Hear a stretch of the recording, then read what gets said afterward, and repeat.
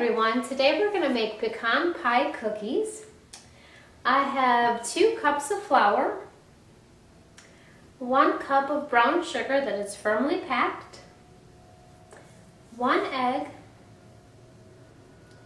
3/4 of a cup butter, and this has been softened. Then I have 1 teaspoon of vanilla, and I have 1 teaspoon of baking powder. And then this is all going to be for the cookies. And then for the filling, you're going to need 1 cup of chopped pecans, 1/4 cup of whipping cream. Heavy whipping cream turns out best.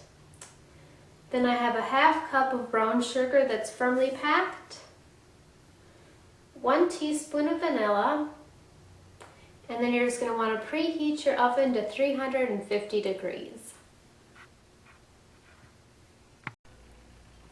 Alright, the first thing you're going to do is you're just going to take your butter, put that in, add your brown sugar, your vanilla, and your egg. And then you're just going to mix this all together on medium speed until it's nice and creamy.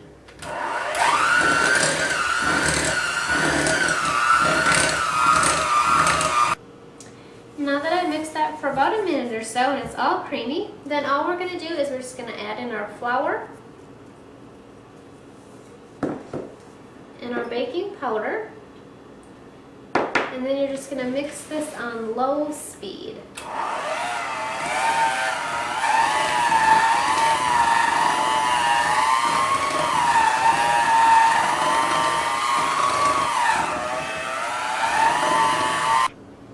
Once you have that all mixed together, then we're just going to do our filling.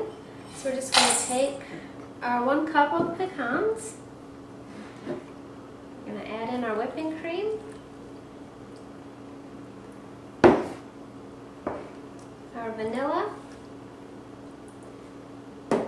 and our brown sugar, and then you just want to mix this up really well.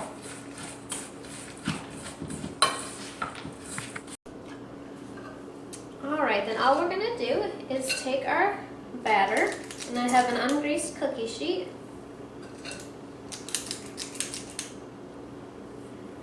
And you want about 1 inch to 1 1/4 inch balls of dough.